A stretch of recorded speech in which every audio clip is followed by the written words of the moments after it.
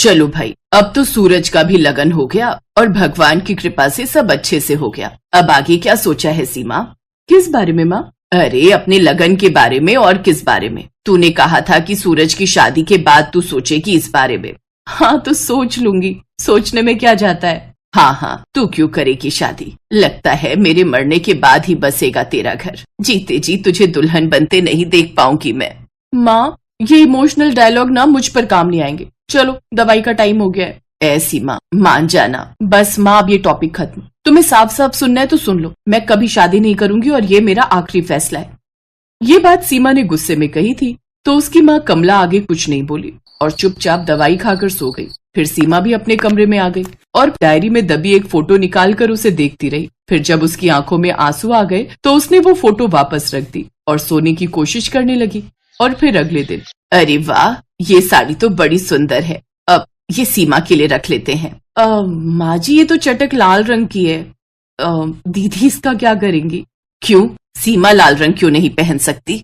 अब पहन तो सकती है पर लाल रंग तो सुहाग का होता है, तो इन्हें इसकी जरूरत नहीं होगी। वैसे ये साड़ी मैंने विनीता भाभी के लिए चूज की थी, लेकिन अगर आपको सीमा दीदी को देनी है तो दे दीजिए। नहीं गरिमा, तुमने जिसके लिए जो सोचा है उसे वही दो। वैसे भी मुझे लाल रंग कुछ खास पसंद नहीं है। अरे दीदी, बस इसीलिए तो अब तक आपकी शादी नहीं हुई। लाल रंग भला किस लड़की को पसंद नहीं होता? ये तो सुहाग की निशानी होता है। तभी मैं सोचूं कि दिखने में तो आप ठीक ठाक हो और ऊपर से कमाती भी हो, तो फिर भला अब तक आपकी शादी क्यों नहीं हुई? अब जरूर आपकी कुंडली में भी कोई दोष होगा। अब मेरे मामा जी ना बड़े जाने माने ज्योतिषी हैं, आप कहो तो। नहीं गरिमा, इस सब की कोई जरूरत नहीं है, क्योंकि अब शादी करने का मेरा कोई इरादा नहीं है। समझती हूँ दीदी, अब इस उम्र तक आते आते शादी के सारे अरमान तो मर ही गए होंगे आपके। साफ पता चल रहा था कि सीमा की नई नवेली भाभी गरिमा ने ये बात सीमा को ताना मारते हुए कही थी। असल में सीमा अपने भाई बहनों में सबसे बड़ी थी और कुछ ही महीनों में वो 40 साल की होने वाली थी। सीमा से छोटे 2 भाई विजय और सूरज और एक बहन रीना थी। ऐसा नहीं था कि सीमा कभी शादी नहीं करना चाहती थी, लेकिन जब उसकी शादी की सही उम्र थी तभी उसके पिता की दिल की बीमारी से मौत हो गई। ऐसे में सब कुछ अकेली सीमा ने संभाला, लेकिन इस सब में सीमा के हाथ से समय निकलता गया और वो अपना घर नहीं बसा सकी। लेकिन उसका ये दर्द उसकी माँ कमला के सिवाय और कोई नहीं समझता था। वैसे भाभी, ये सीमा दीदी अब तक कुंवारी कैसे है? कोई खोट वोट है क्या? ज्यादा तो मुझे भी कुछ नहीं पता, पर एक बार इन्होंने जिक्र किया था कि एक लड़का था तो जो सीमा दीदी को पसंद करता था, लेकिन सीमा दीदी ने शादी से मना कर दिया। फिर वो लड़का कभी वापस नहीं आया। अरे क्यों आएगा वापस? ये कोई मिस इंडिया हो रखी है क्या? और ऐसा भी नहीं कि दहेज के लिए लाखों जोड़ रखे हो।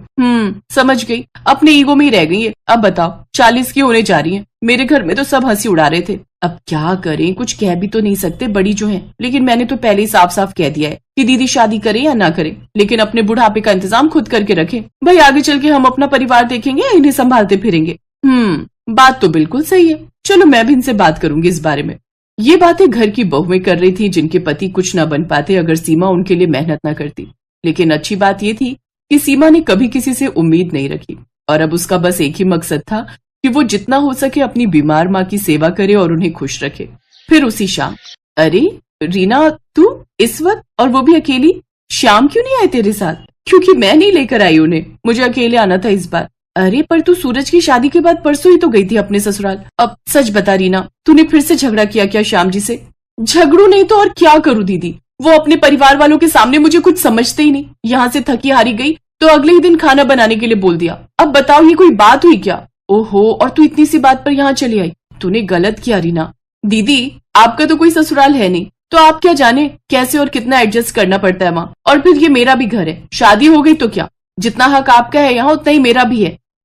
ये कहकर रीना तो वहां से चली गई, लेकिन सीमा वहीं खड़ी रह गई। वो कहना और करना तो बहुत कुछ चाहती थी, लेकिन फिलहाल वो अकेली रहना चाहती थी। इसीलिए वो अपना पर्स लेकर घर से निकल गई। और फिर कुछ देर बाद, आइए sir, most welcome and thanks, आप मेरे बुलाने पर स्पेशली फॉरेन से यहाँ आए। हाँ, तुम्हारी शादी में नहीं आ पाया था तो अब आना तो था ही। जी आइए सर, मैं अभी सबको बुलाकर लाता हूँ।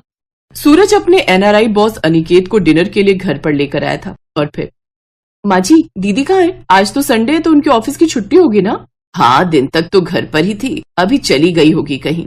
दीदी का बढ़िया है, शादी हुई नहीं तो किसी बात की टेंशन ही नहीं है।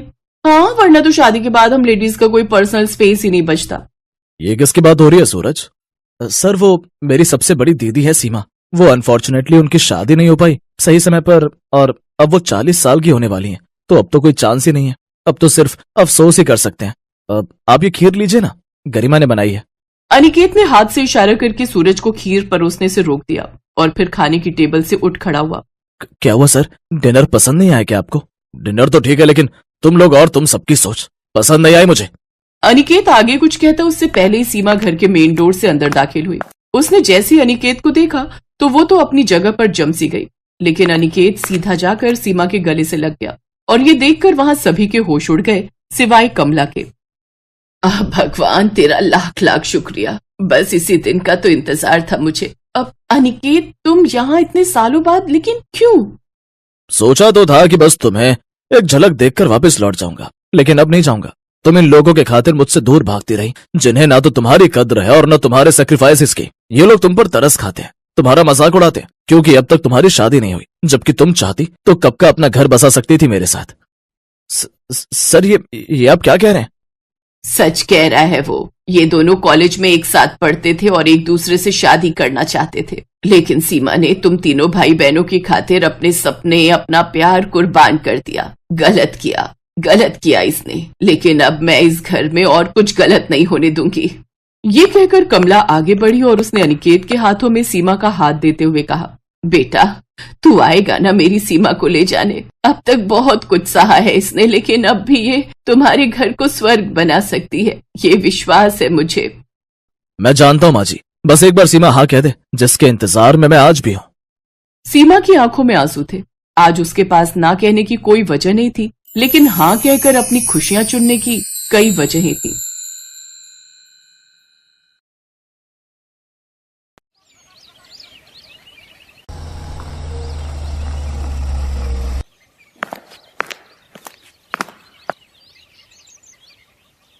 जीती रहे, आखिर तूने कर दिखाया निशा। हाँ पापा। इतना कहकर निशा अपने सामने खड़े आदमी को सल्यूट करती है और तभी वहां खड़े सारे मोहल्ले वाले निशा और राम के लिए जोर जोर से ताली बजाने लगते हैं। तालियों की गड़गड़ाहट से पूरा मोहल्ला गूंजने लगता है। तालियां रुक नहीं रही थी और उन तालियों को सुनकर राम कहीं खो जाता है। राम को याद आता है जब वो कॉलेज में था और गाना गा रहा था, तब पूरे हॉल में उसके लिए ऐसे ही तालियां बज रही थी। हर कोई उसकी तारीफ कर रहा था, पर राम तो बस संध्या को ही देखे जा रहा था।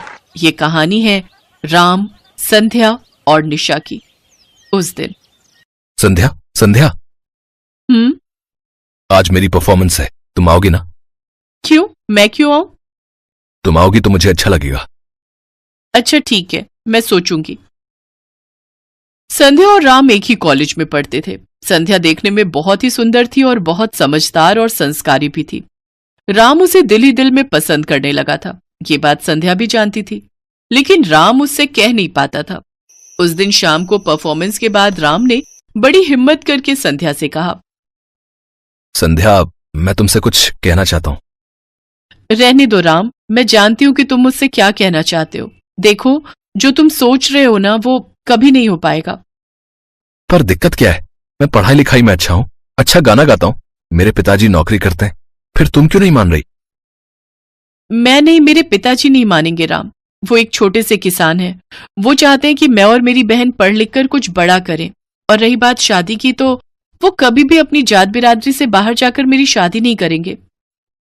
पर जमाना बदल गया है संध्या, अब ये जाति बिरादरी के बारे में मैं भी नहीं सोचती राम, पर मेरे पिताजी सोचते हैं। वो वैसे भी बीमार रहते हैं, मैं उन्हें किसी भी तरह की तकलीफ नहीं देना चाहती। इतना कहकर संध्या वहां से चली गई। पर राम संध्या से बहुत प्यार करता था और हर हाल में उससे शादी करना चाहता था। संध्या के मना करने के बावजूद वो नहीं माना और किसी तरह संध्या का पीछा करता हुआ उसके घर तक पहुंच गया। शहर से लगे एक गांव में वो एक कच्चा मकान था। उस घर की हालत बहुत ही खराब थी। उस कच्चे घर को देखकर राम हैरान रह गया कि संध्या किस मुश्किल दौर से गुजर रही थी। वो जैसे ही घर के अंदर आया तो उसने देखा कि संध्या अपने पिता को दवाई पिला रही थी और उसकी छोटी बहन पास में ही चूल्हे पर खाना बना रही थी। राम, तुम यहाँ? मुझे बस तुम्हारे पिताजी से कुछ बात करनी है। कौन है संध्या? कोई नहीं बाबा, वो मैं राम हूं। नमस्ते। नमस्ते। मैंने तुम्हें पहचाना नहीं बेटा। जी मैं आपकी बेटी संध्या के साथ कॉलेज में पढ़ता हूं। अंकल जी, मैं आपकी बेटी से बहुत प्यार करता हूं और उससे शादी करना चाहता हूं। इस घर की हालत देख रहे हो बेटा, मैं तुम्हें क्या दे पाऊंगा? मुझे कुछ नहीं चाहिए, बस संध्या को मेरे साथ भेज दीजिएगा। मैं आपसे वादा करता हूं कि मैं जिंदगी भर उसका ख्याल रखूंगा। मेरा ख्याल तो तुम रख लोगे, पर उसके बाद मेरी छोटी का क्या होगा? वो देखो, वो मेरी छोटी बहन है, अभी स्कूल में पढ़ती है। मैं कॉलेज के बाद काम करने जाती हूँ, जो पैसे कमाती हूँ उसी से पिताजी की दवाई और इस घर का खर्चा चलता है, समझे? इसीलिए मैं तुमसे शादी करने के लिए मना कर रही थी और तुम सीधा मेरे घर चले आए। मेरे हालात ऐसे हैं कि मैं तुमसे क्या किसी से भी शादी नहीं कर सकती। अब हम पर तरस खाओ और चले जाओ यहां से प्लीज। राम वहां से चला गया। उसकी आंखों में आंसू थे। उसे पता नहीं था कि संध्या इतने बुरे हालात से गुजर रही थी, पर उसने भी ठान ली थी। अगली सुबह वो अपनी मोटरसाइकिल लेकर संध्या के घर पहुंचा और उसे अपने साथ कॉलेज ले गया। शाम को संध्या के पिता के लिए उसने दवाइयां ली और फिर संध्या के साथ उसके घर पहुंचा। उस दिन राम सबके लिए बाहर से खाना लाया था। सबने मिलकर साथ में खाना खाया और फिर संध्या जब अपने काम पर चली गई तो राम उसकी छोटी बहन को पढ़ाने लगा। संध्या की छोटी बहन पढ़ने में बहुत होशियार थी। ये देखकर राम को बहुत अच्छा लगा। उसने हीरालाल के साथ ढेर सारी बातें की और फिर वो वापस अपने घर चला गया। अब तो राम इसी तरह हर रोज संध्या और उसके परिवार का ख्याल रखता। संध्या के साथ साथ उसके पिता और उसकी छोटी बहन भी उसे बहुत पसंद करने लगे थे। सब ठीक चल रहा था, लेकिन फिर एक दिन, राम जल्दी से आओ, बाबा खून की उल्टी कर रहे हैं। तुम चिंता मत करो, मैं अभी आता हूं। राम बाइक से बहुत तेज संध्या के घर पहुंचा। उसने देखा कि हीरालाल की आखिरी सांसें चल रही थी। उसने फौरन एम्बुलेंस बुलाने के लिए अपना फोन निकाला, पर तभी हीरालाल ने कांपते हुए हाथों से उसका हाथ पकड़कर संध्या के हाथ में रख दिया और कहा, अब मेरे पास समय नहीं है बेटा।